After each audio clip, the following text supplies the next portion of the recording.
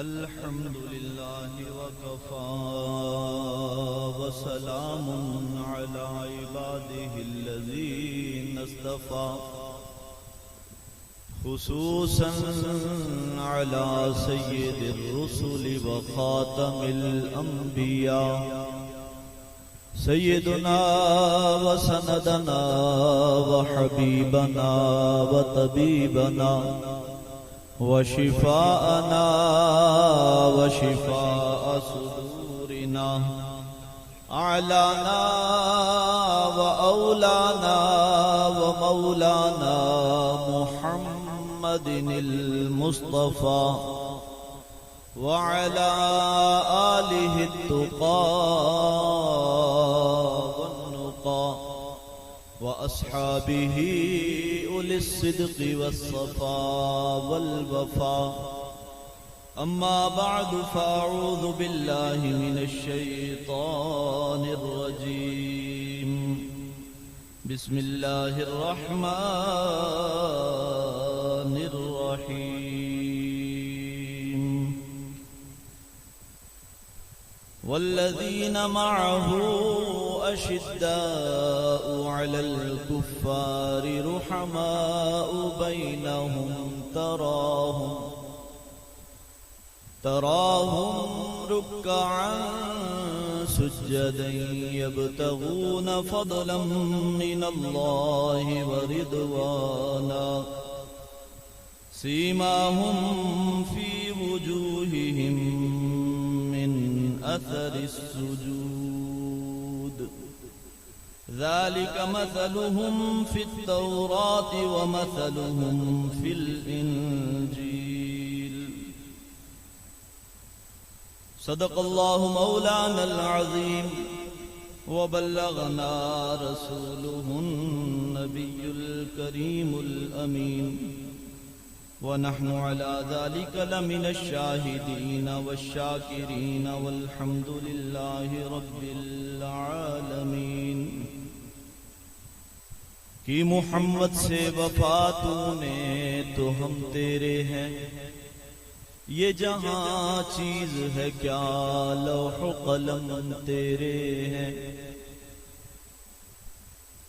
محمد کی غلامی ہے سند آزاد ہونے کی خدا کے دامن توحید میں آباد ہونے کی ثم الرضا عن أبي بكر وعن عمر وعن علي وعن عثمان ذي الكرم يا رب بالمصطفى بلغ مقاصدنا واغفر لنا ما مضى يا واسع الكرم اسلام کی عظمت کے مینارے ہیں صحابہ گر چاند محمد تو ستارے ہیں صحابہ عاشق کو دل و جان سے پیارے ہیں صحابہ ہم فخر سے کہتے ہیں ہمارے ہیں صحابہ ہم فخر سے کہتے ہیں ہمارے ہیں صحابہ اللہ رب العزت جل شانہ واضح برہانہ کی بارگاہ میں نذرانہ عقیدت پیش کرنے کے بعد عزیزان محترم آیہ کریمہ کا ترجمہ کرنے سے پہلے میں ہدیہ تبریک پیش کرنا چاہتا ہوں آج کی اس محفل پاک کی انتظامیہ بالخصوص حاجی محمد وسیم صاحب، بھائی ملک محمد آصف خاوان صاحب، بھائی محمد شاہ نواز، بھائی شیخ محمد کاشف صاحب اور جتنے لوگ جس طرح سے بھی ان کی مدد کرتے رہے اور اس محفل پاک کو خوب سے خوب تر بنانے میں جو دوست کیٹرنگ والے اپنا حصہ شامل کر رہے ہیں یا ساؤنڈ سسٹم والے اپنا حصہ شامل کر رہے ہیں، اللہ رب العزت سب کو دین و دنیا کی خیر عطا فرمائے۔ عزیزان محترم، مقصد محفل پاک کو سجانے کا صرف اتنا ہوتا ہے کہ حضور کی محبت لوگوں کے دلوں میں جگائی جائے، اور ان لوگوں کو بتایا جائے کہ ہم چونکہ مسلمان ہیں تو جو ہمارے اسلام کا سبب ہے ان کی عظمت ہمارے دل میں ہونا ضروری ہے۔ تو اس عظمت کو جب دل میں جگایا جائے گا تو اس سے جو جذبہ پیدا ہوتا ہے، اس جذبے کے تحت بندہ اعمال صالحہ کرتا ہے، اور اعمال صالحہ کی جو ابتدا ہے ظاہر ہے وہ ارکان اسلام، نماز، روزہ، حج، زکوٰۃ، اور اس کے بعد دیگر جو احکامات ہیں، خواہ وہ حقوق اللہ سے متعلق ہیں یا حقوق العباد سے متعلق ہیں، اس پر بندہ عمل پیرا ہو جائے۔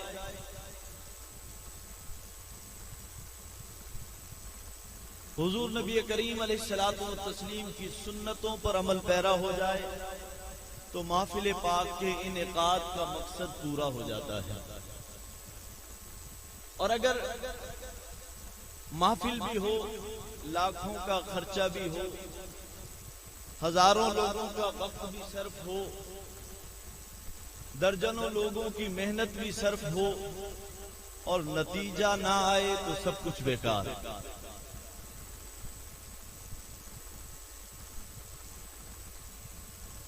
آج مجھے جو عنوان گفتگو دیا گیا ہے اسی کے حوالے سے میں نے جو آیت کریمہ تلاوت کی، اللہ رب العزت جل شانہ وعز برہانہ نے ارشاد فرمایا، والذین معہ اشداء علی الکفار رحماء بینہم تراہم رکعا سجدا یبتغون فضلا من اللہ ورضوانا۔ جو لوگ میرے محبوب کے ساتھ ہیں وہ کافروں پر سخت ہیں، آپس میں بڑے رحیم و کریم ہیں۔ تم انہیں دیکھو گے کبھی وہ رکوع کی حالت میں ہوں گے، کبھی سجدے کی حالت میں ہوں گے، اور یہ عمل وہ کیوں کر رہے ہوں گے؟ قرآن نے خود ہی بتا دیا، یبتغون فضلا من اللہ ورضوانا۔ ان کے اس عمل کا مقصد اللہ رب العزت کا فضل اور اللہ رب العزت کی رضا کو تلاش کرنا ہے۔ یعنی وہ یہ عمل نہ دنیا کو دکھانے کے لیے کر رہے ہیں، نہ لوگوں کی نظروں میں اپنی عزت بڑھانے کے لیے کر رہے ہیں، نہ ریاکاری کے لیے کر رہے ہیں۔ ان کا ہر عمل اللہ اور اس کے رسول کی رضا کے لیے۔ اور پھر عمل کرنے سے پہلے علم ہونا ضروری ہوتا ہے، اور جس کو علم سکھانے والے معلم کائنات ہوں، ذرا اندازہ کیجئے ان کے علم کا کیا عالم ہوگا۔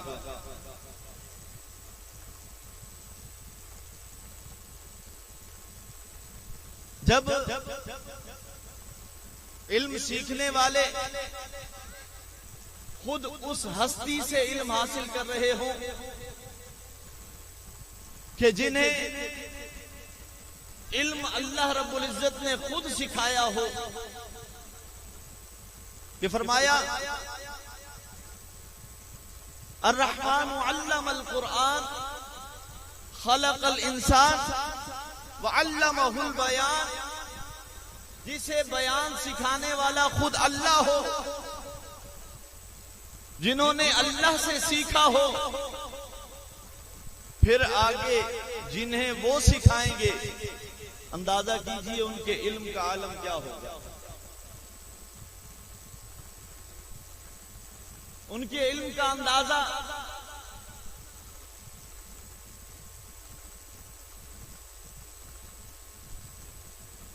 اس بات سے لگایا جا سکتا ہے کہ اگر حضرت سیدنا صدیق اکبر رضی اللہ تعالیٰ عنہ ہوں جو کہ مصطفیہ یونیورسٹی کے پہلے اسٹوڈنٹ اور طالب علم ہیں،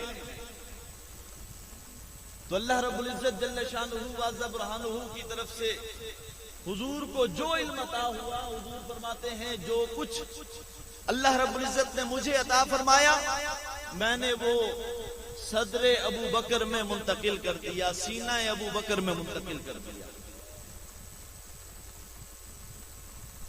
اور اللہ کے محبوب کے علم کا اندازہ کوئی کیا لگا سکتا ہے کہ اللہ رب العزت نے خود فرما دیا وَعَلَّمَكَ مَا لَمْ تَكُنْ تَعْلَمْ، اے محبوب جو چیز آپ نہیں جانتے تھے وہ سب کچھ ہم نے آپ کو سکھا دیا۔ تو اللہ رب العزت فرماتا ہے کہ میں نے سب کچھ سکھا دیا۔ دوسرے مقام پر فرمایا اِنَّا أَعْطَيْنَاكَ الْكَوْثَرَ، کہ محبوب ہم نے آپ کو جو کچھ عطا فرمایا کثرت سے عطا فرمایا، خواہ وہ علم ہو، عمل ہو، حسن ہو، خواہ وہ آپ کے معجزات ہو، اللہ رب العزت نے کثرت سے عطا فرما دیے۔ تو جس طرح اللہ رب العزت نے اپنے محبوب کو علم کثرت سے عطا فرمایا، ویسے ہی علم حضور نے سیدنا صدیق اکبر رضی اللہ تعالیٰ عنہ کے سینہ منور کے اندر منتقل فرما دیا۔ جب علم آ جائے پھر بندہ عمل کرتا ہے، اور جب عمل کرتا ہے تو پھر اس کی نیکیوں کا اندازہ کیا جاتا ہے اس کی نیکیاں کس طاقت کی۔ ایک دن حضرت ام المومنین عائشہ الصدیقہ محبوب کائنات، محبوب رب العالمین حضرت سیدہ عائشہ الصدیقہ رضی اللہ تعالی عنہ آسمان کے ستاروں کو دیکھتی ہیں۔ آپ کی توجہ ہے نا میری؟ کیونکہ توجہ کے مراکز ادھر ادھر اور بہت زیادہ ہیں، تو آپ بھی کنفیوز ہیں کہ ہم نے توجہ کہاں رکھنی ہے۔ تو ایک بات ذہن نشین کر لیں کہ جب قرآن پاک کی تلاوت ہو رہی ہو تو خواہ جتنا بڑا پیر آ جائے، جتنا بڑا مفتی آ جائے، جتنا بڑا محدث آ جائے، آپ کی توجہ تلاوت کی طرف رہنی چاہیے۔ سلام کرنا سنت ہے، اس کا جواب دینا واجب ہے۔ قرآن کی تلاوت ہو رہی ہے، آپ تلاوت کر رہے ہیں یا سن رہے ہیں، کوئی آپ کو سلام کرتا ہے، آپ جواب دینے والے واجب کو ترک کریں گے، پہلے اس واجب کو پورا کریں گے جو قرآن کی تلاوت سننے والا واجب ہے۔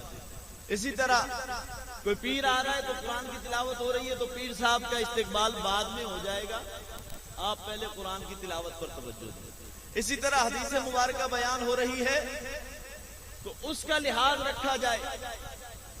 محدثین کرام کا تو یہ معمول تھا، حضرت امام بخاری رحمۃ اللہ تعالی علیہ سے کوئی کہتا کہ حضور حدیث مبارکہ پوچھنی ہے، آج کل میں تو گزر رہا ہوتا ہوں نا موٹر سائیکل پہ یا گاڑی پہ تو مجھے دوست روک لیتے ہیں، قاری صاحب مسئلہ بتا دیں، وہی روڈ پہ کھڑے ہوئے، قاری صاحب مسئلہ بتا دیں۔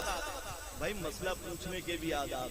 امام بخاری رحمۃ اللہ تعالی علیہ سے جب کوئی مسئلہ پوچھتا تھا، اگر حدیث بیان کرنی ہوتی تھی تو آپ پہلے جا کے غسل فرماتے، نئے کپڑے زیب تن فرماتے، پھر آ کے بیٹھ کے فرماتے پوچھو جو مسئلہ پوچھنا، میں تیار ہو کے آیا ہوں اب محبوب کی بات کرنی۔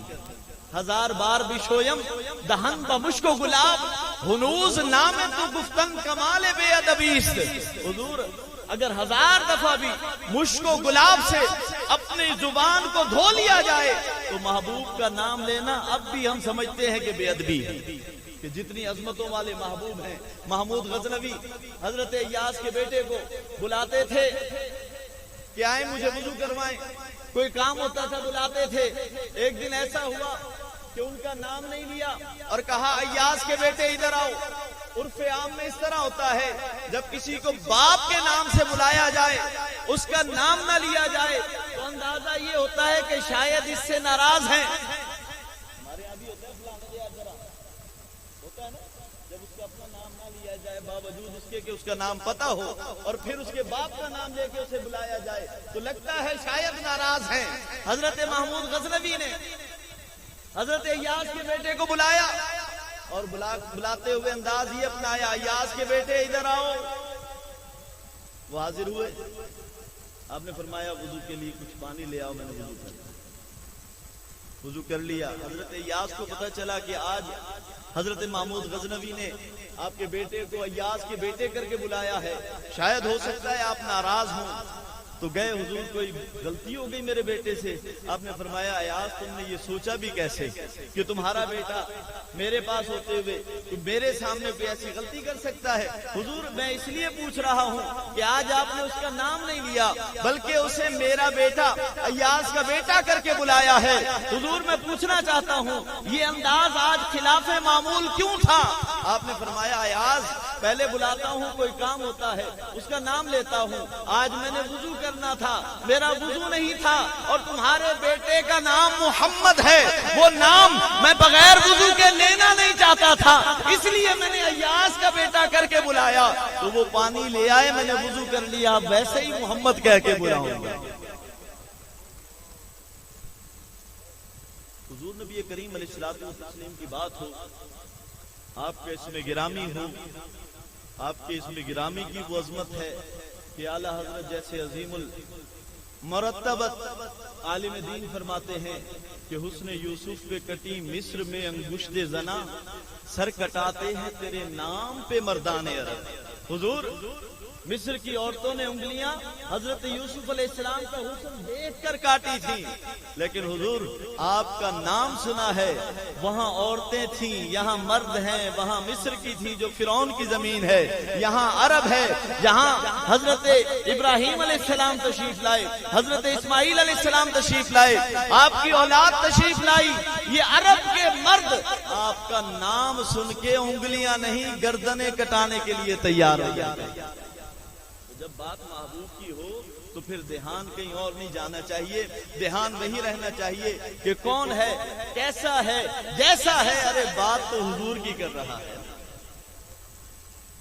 تو حضرت ام المومنین عائشہ صدیقہ رضی اللہ تعالی عنہا ایک دن ستاروں کو دیکھ کے فرماتی ہیں یا رسول اللہ صلی اللہ علیہ وسلم, کیا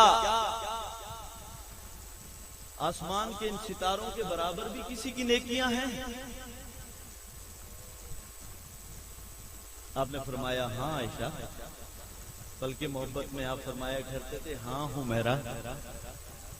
فرمایا ہاں آسمان کے ستاروں کے برابر بھی نیکیوں والا شخص زمین پہ رہتا ہے. اس سے دو باتیں ثابت ہو رہی ہیں, اگلی بات کی طرف پھر چلوں گا.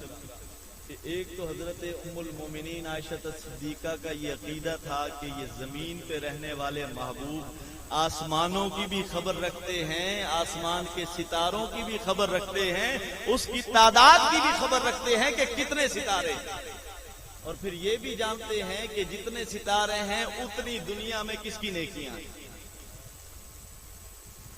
آپ نے فرمایا ہاں عائشہ ایک بندہ ہے. آپ نے فرمایا وہ کون ہے؟ حضور نے فرمایا وہ عمر فاروق ہے.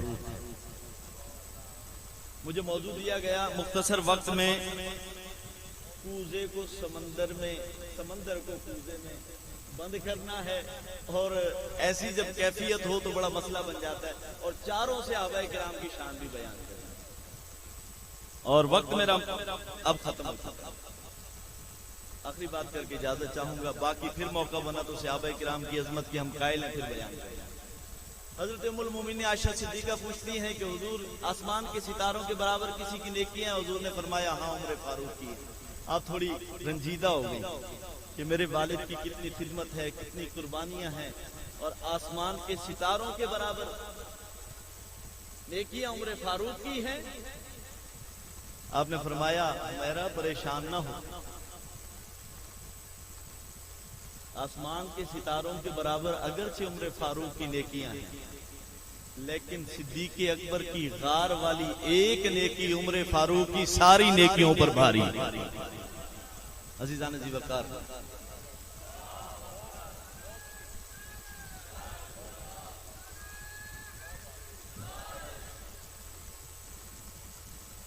جس وقت تھے خدمت میں ان کی